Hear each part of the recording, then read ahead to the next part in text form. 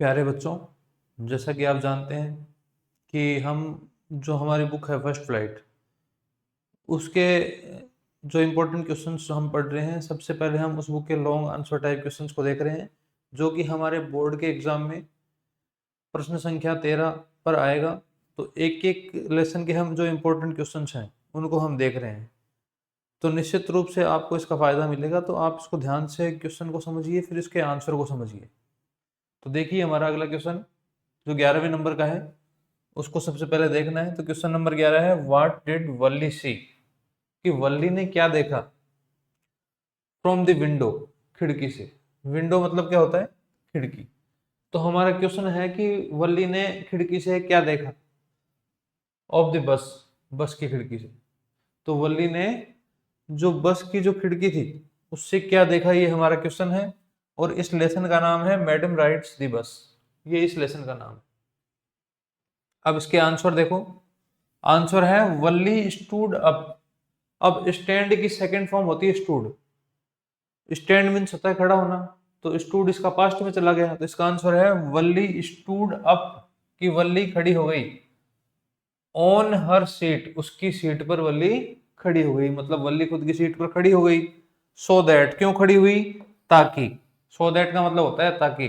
तो वल्ली अपनी सीट पर खड़ी हो गई ताकि शी कुड सी, ताकि वो देख सके, आउट ऑफ द विंडो, खिड़की से बाहर देख सके। तो वल्ली अपनी सीट पर इसलिए खड़ी हो गई ताकि वो खिड़की से बाहर देख सके।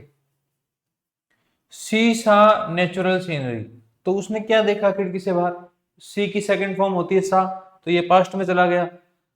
तो अब इससे पूछ रहा है कि सी सा नेचुरल सीनरी, तो उसने क्या देखे? नेचुरल मतलब प्राकृतिक, सीनरी मतलब होता है दृश्य, तो उसने प्राकृतिक दृश्य देखे। इससे आगे देखिए, आउटसाइड, कहां देखे उसने प्राकृतिक दृश्य? बाहर की तरफ, खिड़की से बाहर की तरफ। सी सा दैट, उसने देखा कि द बस वॉज ट्रेवलिंग, कि बस चल रही थी या यात्रा कर रही थी, लेकिन यहां पर चल रही थी ये कहना ज्यादा ठीक रहेगा। तो सी सा that the bus was travelling, उसने देखा कि बस चल रही थी अलोंग ए कैनल, एक नहर के बराबर बस चल रही थी। कैनल मतलब होता है नहर, इस कैनल का मतलब हो गया नहर। तो बस है वो नहर के बराबर चल रही थी। On one side there was the canal, कि एक तरफ तो क्या थी? On one side, on one side मतलब होता है एक तरफ। देर वाज द कैनल, एक तरफ तो नहर थी। And on the other side, और दूसरी तरफ क्या था? देर वर पाम ट्रीज, और दूसरी तरफ पाम ट्रीज थे। पाम मतलब होता है खजूर, दूसरी तरफ क्या थे? खजूर के पेड़ थे। पाम ट्रीज मतलब खजूर के पेड़। तो एक तरफ तो नहर थी और दूसरी तरफ खजूर के पेड़ थे। ग्रासलैंड्स, घास के मैदान थे। डिस्टेंट माउंटेन्स, और दूर तक फैले हुए पहाड़ थे। डिस्टेंट मतलब होता है दूर तक, माउंटेन्स मतलब होता है पहाड़ या पर्वत, तो दूसरी तरफ पहाड़ या पर्वत फैले हुए थे। And the wide blue sky, और बहुत विशाल फैला हुआ क्या था? ब्लू स्काई था। ब्लू मतलब नीला, स्काई मतलब आकाश। सी आल्सो सा डीप डिच, सी आल्सो सा, उसने यह भी देखा, क्या देखा? डीप, डीप मतलब गहरी, डिच मतलब खाई, तो उसने गहरी खाई भी देखी।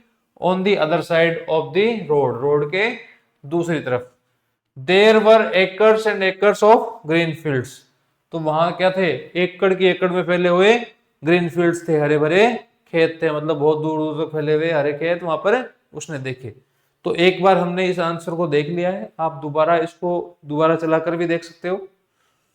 तो आपको अच्छी तरह समझना है, अर्धवार्षिक परीक्षा आने वाली है, तब तक आप कुछ याद कर लेंगे तो आपके बहुत काम आएगा ये। और हिंदी समझ कर जब हम इंग्लिश को पढ़ते हैं तो हमें आसानी से वो याद हो जाती है।